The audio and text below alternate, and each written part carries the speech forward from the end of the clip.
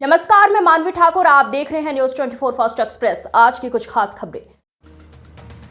Gadchiroli police के 2 दिन पहले milli गुप्त जानकारी के आधार पर भामरागढ़ तहसील के कोपरसी जंगल क्षेत्र में नक्सलियों की मौजूदगी की पुख्ता सूचना प्राप्त हुई थी। जानकारी के अनुसार गट्टा दलम कंपनी नंबर 10 तथा अन्य नक्सली यहां घात लगाकर किसी बड़े हमले की साजिश रच रहे थे।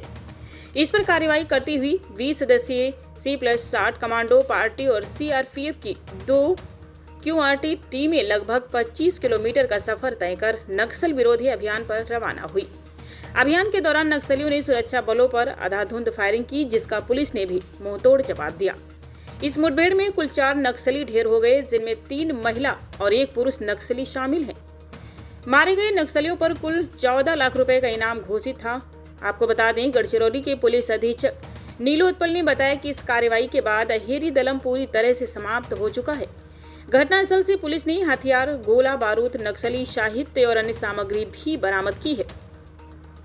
नक्सलवाद के खिलाफ यह गढ़चिरौली पुलिस की एक बड़ी उपलब्धि है और यह अभियान आगे भी जारी रहेगा।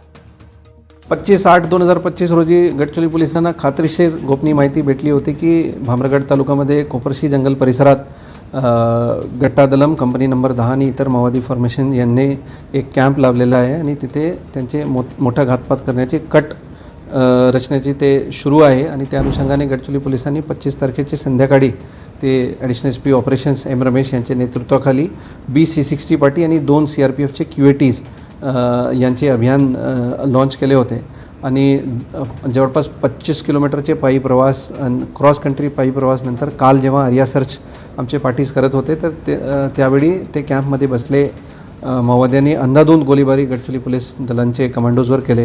त्यांचे चोख प्रत्युत्तर गडचिरोली पोलीस आणि CRPFचे QATsने दिले आणि जवळपास 8 तासाचे चकमकीनंतर जेव्हा एरिया सर्च आमच्या जवानांनी केले तर तिथे 4 माओवादी मृतदेह तिथे सापडलेले आहे, ज्यामध्ये 1 पुरुष आणि 3 महिला माओवाद्यांचे मृतदेह होते। त्यांचे ओळख आज पटलेले आहे आणि त्यामध्ये 1 एरिया कमिटी मेंबर उर्फ PPCM आणि 3 प्लटून मेंबर एरिया कमिटी मेंबर आणि 1 प्लटून मेंबर कंपनी नंबर 10चे आणि 1 प्लटून मेंबर अहेरी दलमचे आणि 1 प्लटून मेंबर गट्टा दलमचे असे 4 माओवाद्यांचे समावेश आहे, ज्यांच्यावर महाराष्ट्र शासनाने 14 लाख रुपयाचे बक्षीस जाहीर केले होते। प्रथमदा असे झाले आहे की कंपनी नंबर 10 जे गडचिरोलीचे डिव्हिजनचे एक पोटेंट आर्म्ड फॉर्मेशन्स होतं, त्यांचे विरुद्ध गडचिरोली पोलिसने एक सक्सेसफुल ऑपरेशन लॉन्च केले आणि ज्यामध्ये कंपनी नंबर 10चे 2 काडरचे खात्मा केले आणि इतर 2 दलमचे 2 काडरचे खात्मा करण्यात आले आहे।